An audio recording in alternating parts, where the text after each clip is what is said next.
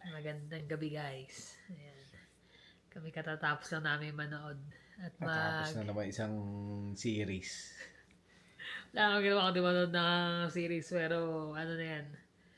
Gumaganda na ang weather. Kanina ano na plus 14 ano. Yun lang init. Init na naman. Yeah. Pero malapit na ang ano spring. Tapos syempre summer. Sarap ng gumala-gala niya mag-drive sa papuntang lake, bundok. Ang tanggal ng stress, lalo na sa amin parami pa yung trabaho. Habang sinasabi nila na magsasama na mababawasan na lang yung trabaho namin. Dumadagdag naman. Sinabihan siya kaya siya nilipat ng CNC kasi mag-slow down daw ng April, di ba? Ngayon, kalabas-labas, hinuhugot din siya. Nuhugot din ako. Parang nadodoble pa tuloy yung trabaho ko. Kasi ang dami raw project na ano, dumating.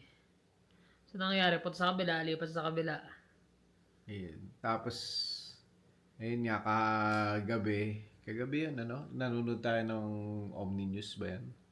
Yung merong uuwi na, ay mga, yung PDW ba yun? Oo, Ay, yung mga TFW. na nag-ano sila kasi pauwi.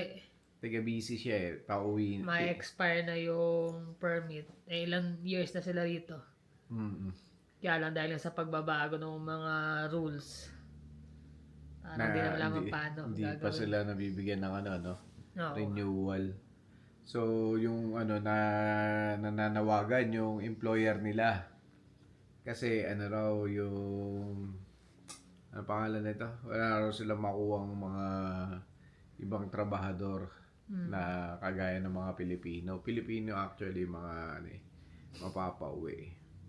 So, wala ganun talaga yung rules na inano nila ngayon Pabago-bago. Isa yun sa mga sa mga naging nasakop ng pagbabago doon sa immigration. Yung sa TFW. Tapos nga kanina nag-ano ako sa Facebook kasi may mga group ng Pilipino doon sa Facebook yung Pinoy Canada something. Ano naman siya, nag-post siya na pauwi na sila. Story niya, parang story naman niya. Nag-ano siya na lapit na raw silang umuwi. Patapos na yung PGW nila yung post-grad work permit. Usually 3 years yun. So natapos na yung 3 years, ganun. Na wala silang nakuha. Kumbaga siguro wala naging plan B or hindi sila lumipat ng ibang province para makahanap. Sa Toronto sila Yun lang. Marami Maraming talaga sa yung Toronto, kompetensya. Although meron kang makikita, pero syempre 'di ba, yung kompetensya nun matindi. So sabi niya ron sa post, parang ang lungkot lang na napatapos na, nakapag-book na sila ng flight sa May. Family of 3 sila. Ang masaklap daw is in-all-in nila lahat ng nila. Mga kabuhayan nila para makapunta ng Canada at mag-student. Yun ang mahirap. Kaya inaano niya ron yung parang ang sinasabi niya, kung kayo ay nagbabalak na mag-student, make sure niyo na wag niyo raw i-all in lahat. Kasi walang kasiguraduhan. Kasi just imagine 3 years. Before pa noon, sila nagkaroon ng PGWP, nag-aaral sila. So, ilang taon na rin sila rito. Magkano rin yung binayad nila doon sa tuition nila, di ba? Tsaka tuition. Siyempre, kung family of 3 kayo, ang laki ng gastos. Kaya ang niya, huwag kayo mag-all-in kasi ang hirap. Na binenta raw nila yung properties nila, close nila yung business nila para lang pumunta rito. So, ang isa pa raw mabigat sa loob niya is yung iisipin ng mga, alam mo naman yung typical na sa atin sa Pinas, na yung mga galing abroad, lalong ganito Canada, US na pwede kang maging citizen. Pag umuwi ka ng wala, chismis of town ka nun. So yun daw yung isa sa mga worry niya na kung ano sasabihin ng ibang tao. Hindi kasi nila nakikita yun dahil wala naman sila doon sa sitwasyon, wala naman sila doon sa bansa na pinagtatrabaho ng pamilya. So sana maging tayo. Maging open tayo sa ganun. Hindi lahat pinapalad na magkaroon ng papel. Hindi lahat talaga. Meron pagkakataon, syempre lang years na rin sila rito. Kung hindi nabigyan ng pagkakataon, 'di ba? Parang ang hirap naman kung ipipilit mo. Sabi nga niya, I think it's not too late na mag-start at the age of 42. na mag-restart sila Bata ng pa naman buhay. sila. Na mag-restart ng buhay sa Pilipinas. Which is totoo naman. Kasi hindi naman, halimbawa, hindi ka na-approvean dito as PR o hindi ka naging ano rito, hindi ka nakapag-stay ng matagal. Hindi ibig sabihin nun, katapusan na ng opportunity sa'yo. Mamaya siyempre, alam mo naman, may mga nagbubukas na, sabi nga nila Pag may nagsarang pinto, may magbubukas. Sa bintana. Yun nga eh. Tsaka anuhin natin na wag tayo paapekto sa isipin ng ibang tao kasi walang magagawang maganda yun. Gawin mo kung ano yung nararapat. Pero yung iisipin mo, baka kung ano sabihin ng ibang tao. Huwag mo isipin yun kasi hindi ka naman, ano lang yun eh, nagkokomento lang yung mga yun kasi wala sila doon sa sitwasyon. Hindi nila alam kung ano yung tunay na pangyayari. Kaya, pero kung sila man ang nasa sapatos nyo, ay ka nga. paano mo masusolusyonan yun? Buti nga sila, kumbaga, mayroon pa rin silang positive side na bata pa sila na kaya nila na Mag-start ulit. Yun yung maganda sa kanila kasi ganun eh, hindi naman pwedeng huminto ang buhay para lang doon sa nangyari na yun eh.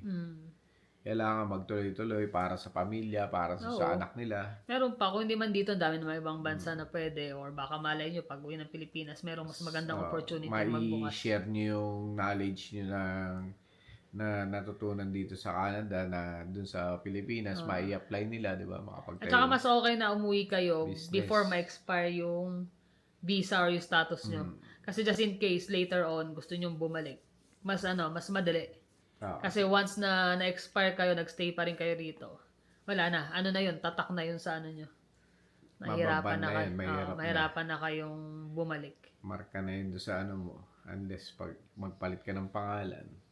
Yung isa nga nag-comment din doon sa post na yun. Sabi niya siya nga daw meron ng sponsor. Pero syempre on process pa rin. Pinili na lang daw niya na umuwi na lang ng Pilipinas. Kasi daw sabi niya nag-isa sa buhay. Gusto niya na umuwi para makasama yung pamilya. Sabi niya, iba raw ang labanan dito eh. Nahihirapan na yun. So, nagkaroon daw siya ng anxiety tsaka depression ng ilang months. So, nung nagbubook daw siya ng ticket, parang 50-50 pa. Pero once daw na nakuha niya na yung ticket na may flight na siya, parang naging at peace daw siya eh. Mas pipiliin daw niya yung peace kaya sa ano. No. Kasi ano yung pera, ano yung narating mo, kung hindi ka naman yung panatag yung kalooban mo, hindi ka payapa yung pamumuhay mo, parang lagi ka stress. Umuwi ka na lang, punta ka sa malapit sa dagat, magtayo ka ng kubo doon, di ba? Tsaka hindi, kumbaga, hanapin mo doon kung saan ka nga mas at peace. Kasi mahalaga, hindi pa pwede na laging depression, anxiety, kasi pag yun, wala. Mas mahirap. Kakasakit ka lang, ani mo yung yung narating mo, di ba? Kung gano'n naman yung kapalit. Yung kalusugan mo. Kahit nga ako sa akin lang, sa totoo lang, di ba? Ganyan nga, sinasabi pa sa amin na, sa akin pa sinasabi na kailangan, mag hard work tayo lalo. Sabi ko, anong hard work? Hindi pa ba sapat? Hindi pa ba sapat yun yung work na binibigay namin? Kasi nagbigay sila ng bonus tsaka ng increase sabi ko, anong nangyayari inflation talaga, sabi ko ganyan. Bali wala na yung sinisweldo namin. Dapat talaga mag-adjust tayo pare-pareho. Pero ako yung hard work, hindi pa ba hard yung work namin? Parang yung dati namin boss, sinagot nung kasama ko, you did good today. Sabi nga nung kay Melvin. How about yesterday? How about the other day? Sabi, I didn't do good? Sabi nga hindi, totoo naman Well, bakit sasabihin mo lang you did good today? Kumbaga, sa mga talaga, parang na yung naging good work, parang gano'n, di ba? Ibig sabihin, kaso nga si Melvin medyo sensitive, syempre. Espanyol yun na kumbaga, hindi siya sanay sa mga ganong biro or gesture or Sabagay, kahit naman talaga dito, di ba? Pag sinabi mo you look good today, bakit? Yesterday, hindi. Hindi ba okay yung tsura ko nakaraan? Ay, nako. You look good. Ganun na, you look good. Pero sa serious side of life naman talaga, kung saan kayo magiging masaya at saka tahimik, para sa amin ganun din. Kaya yung mga pagkakataon, kasi hindi mo na mapipindot yung rewind nun Rewind ng buhay. Wala na. Walang rewind Wala na. Ito na yun. Ang mo is ayusin mo kung ano yung parating at saka kung ano yung meron ka ngayon. ano yung meron ka ngayon. Yan yun. Ayusin mo para magkaroon ka ng magandang kinabukasan. Kasi kung mag-stay ka doon sa mga nakaraan, walang mangyayari. Walang patutunguhan. May stress ka, problemado ka, pagpasok pa ng trabaho, galit ka na, inis ka na, di ba? Kasi stress ka. Bakit? Hindi mo na alam yung gagawin mo. Kasi yung pamilya, malaking bagay yan. Malaking tulong talaga sa bawat isa yan eh. Kumbaga dun yung kaya ka nga nag-strive para marating mo to or maano. Kasi may goal ka na para dun sa pamilya mo. Actually, kami nga, nung sa tagal namin, talagang ano na rin eh. Yung tagal ng waiting din namin. Naranasan ko rin yan, yung tagal ng pag-aantay ng papel. Dumating na sa punto, kung hindi ma-approvean, sige, uwi na lang ako. Kasi ilang taon eh, lilit pa ng mga bata nun. Kung hindi ma-approvean, mag-start na lang tayo sa Pilipinas, mag-ano tayo ng negosyo. Kumbaga, nagpaplano na kami. May niipon na kami na pang negosyo doon. Sabi ko, mag-catering na lang tayo kung hindi. Kasi ang tagal, ang dami naging problema nung time namin eh. Undoy. Undoy na naurong yun. Inuna yung may mga... gera pa, di ba? May gera pa. Inuna yung mga refugee na that time. So, na-pending. Inabot kami ng 4 years limit. Kakaba-kaba na naman. Yung feeling mo na ano ba yun? Nagsakripisyo ako ng ilang taon sa mababaliwala. Samantalang yun na nakatrabaho ko, naikwento ko lang din. Yung nakatrabaho ko sa yung Gusti ba yun? Yung gumagawa kami ng framing, di ba puro Pilipino? Tinatanong nila ako paano raw ako nakarating dito. Kasi isang batch sila. Tiga, Mindanao. Pero walang gera doon sa kanila, pero nilagay nila as refugee, gera. Kaya ang dami nila nakarating dito. Sabi nila, mabilis nga lang daw yung mga papel na yun. Pucha, sabi ko, kaya pala tagal sa amin, natabunan. Talaga natabunan sa amin. Bro, yung process ko pagkapasa ko ng application ng PR, inabot ng 18 months. Tagal. Pagtungtong ng 16 months, wala na akong ginawa kundi tumawag sa IRC, sa Canadian Immigration. Tawag ako may kada day off ko, antay ako, ano ng balita, bakit ganun, bakit ganyan. Which is, buti ginawa ako kasi nasubaybayan. Nagkaligaw-ligaw yung mga sa medical, sa application. Pero so far, yan. Tsinaga namin. Eto na. Kasi dapat ganun eh. Pag may planano kayo, kailangan laging merong plan B. Mahirap yung walang fallback. Kami, kumuwi kami, nag-catering, siguro maganda-ganda na rin. Maganda na rin. Kasi pa-boom na rin yung mga ganun sa atin.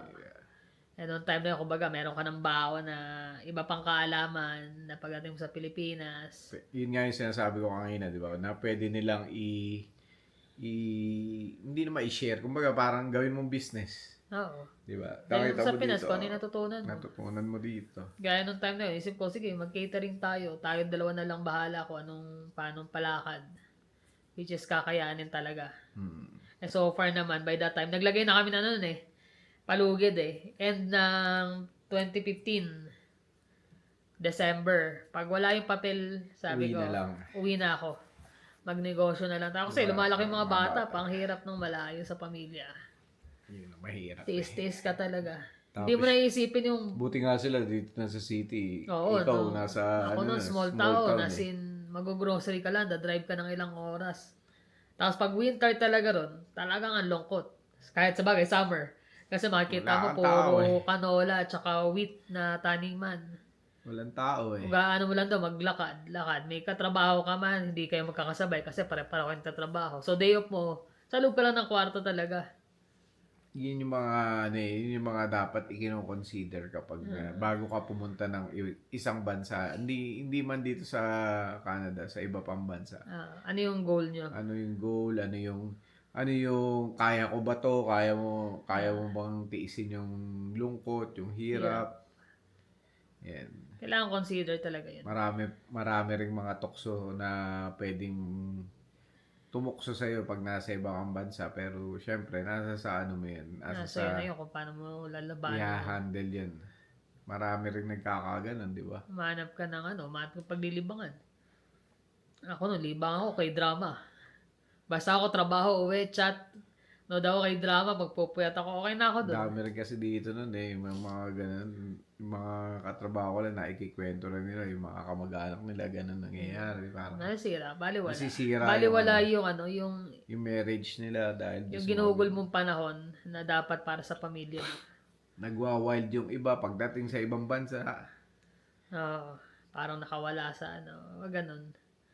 Kailangan focus lang sa Sa mga goal mo. goal nyo. Tapos yun nga, gaya no, kung mag-student, pupunta kayo rito. Tama yung sinabi nung ano nag-post na, wag mo ngayon all in lahat. Hanggat walang Hirap assurance. eh. Hirap yun. Kasi back to zero ka nun pagbalik mo sa Pilipinas. Although kaya mo mag-start uli, pero syempre, balik ka na naman nga sa zero. Struggle muna uli. Eh lalo pa ngayon yung ekonomiya natin, ganyan, may mga gera-gera na yan. Mahirap. Kahit dito, wala ka siguraduhan ngayon. Kung anytime mawalan ka ng trabaho, paano Kaya mangyayari? nga ako, okay lang. Ganyan. Hindi na ako tumututol na, sige, hindi kaya. Pag hindi na kaya ng katawan ko, wala na, absent. Kahit kang sa trabaho, pag kailangan pumasok, kahit pagod na pasok kasi mahalaga may trabaho ngayon, mahirap mawala ng trabaho. Hindi mo na pwedeng makapagtalo pa. Basta pasok, huwag ka na argue kung may problema sa trabaho. Stress ka lang eh. Kailangan pagpasok mo pa sa umaga, positive na yung pag-iisip mo. I love my job. Parang gano'n. Kahit sa pagdadrive lang eh. Ay, hinga malalim. Kailangan pagpasok mo, pag-drive mo pa lang, pagpunta pa lang sa kalsada, Mas chill ka na. stressful talaga sa kitchen. Sa totoo lang, nakapagtrabaho din ako. Mas stressful talaga. Sa Time kitchen. pressure kasi sa kusina. Para sa trabaho ko. Nakakapagod trabaho ko pero hindi ganun ka-stress na na rush. Laging rush. Yun yung sa amin, gaya sa amin, Kaya sa kanila kasi may, kumbaga sa inyo, busy, expected yun na pag busy, dire-diretso. Hindi nyo matapos, pwede kayo mag-OT. Sa amin, hindi. Kailangan tapusin mo yung lulutuin mo by this time kasi gantong oras kakain sila. Siyempre, may darating na ganto, mayroon kaming outbreak sa trabaho, merong bibisita, kailangan ng ganto, merong bagong residente na may gantong diet. So, lahat kailangan nasa isip mo yun. Sa madalit sabi, kailangan prepared ka lagi. Kailangan mental, physical, yan. Yeah. So, kahit saang trabaho, kailangan ready ka. Kahit saang bansa ka pumunta, kailangan yung mo. Yung pag-iisip mo nakahanda. Yung kalooban mo. Kasi ang hirap sa magkaroon ng depression sa ibang bansa. Totoo lang. Lalo pag ganito na may winter, sasabayan pa ng kulimlim, snow, malamig. Buti nga kayo, ganun eh. Yung mga kausap mo nung nasa Korea ako, nung parang hirap na hirap kang intindihin yung sinasabi nila eh. Kasi yung tinuro sa'yo na Korean language, sobrang galang na hindi mo masyadong marinig sa kanila. May language barrier talaga eh. Dito kahit paano English, kaya mas madali. Madali kang maka-adjust. Madali-dali. Ayan. So yun, nagchika-chika lang naman tayo kasi nabasa nga lang namin. Sabi ko, tama nga rin.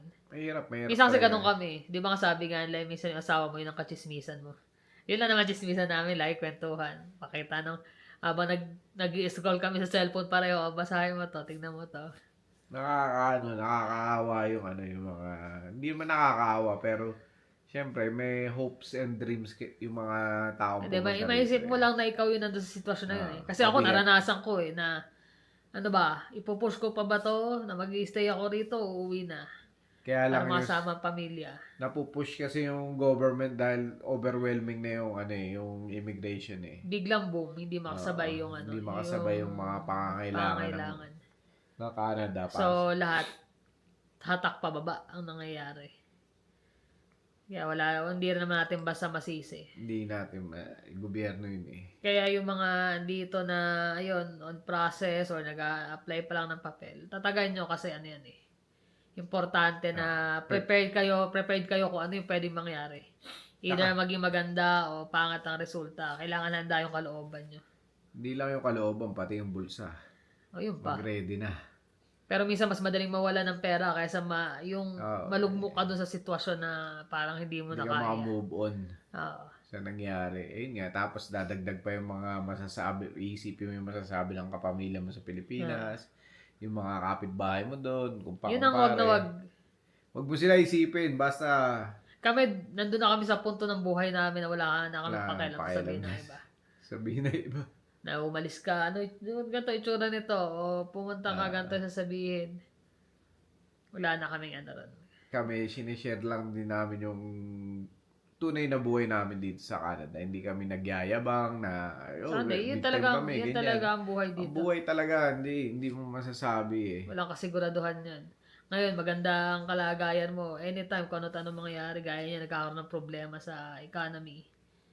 Hindi mo pwede sabihin na yung trabaho mo ngayon, trabaho mo na hanggang mag-retire ka. Basta ako nagpipintura lang ng mga laruan ko dito na nanonood lang ako ng movie. Happy na ako nun. Ayun, kahit ako. Kesa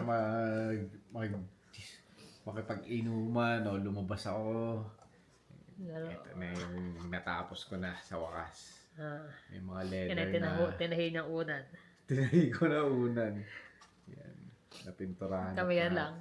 Habang siya dyan nagpipintura, ako naglalaro sa cellphone, nagbabasa-basa.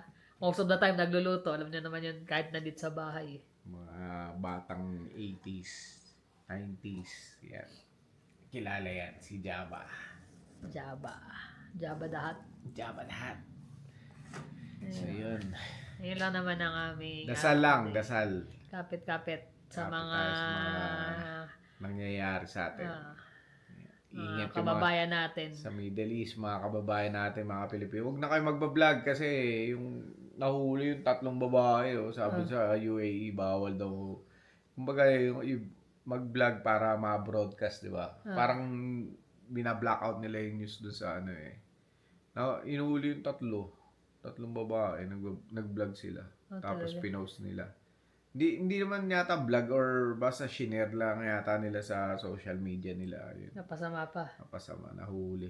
Doble ingat. Follow na lang tayo kung ano yung rules na meron sa bansang tinitirahan natin. At saka yun nga, ingat-ingat sa mga nangyayari doon sa Middle East. Mga kababayan natin. Doble ingat. Lalo na doon sa aming mga kapatid doon. Si Ate Annie. Tapos ka Patrick. Yeah. Doble ingat kasi nasa Abu Dhabi sila. Although sabi niya malayo sila sa pero still, ingat pa rin. Oo. Walang malayo doon yung rocket umaabot na nga eh. Basta doble ingat. Dasal na lang. Yun ang magagawa natin. Dasal at kapit sa kanya. Paano guys? Maraming salamat ulit sa inyong panonood. Ingat kayo lagi. See you on the next vlog. Bye.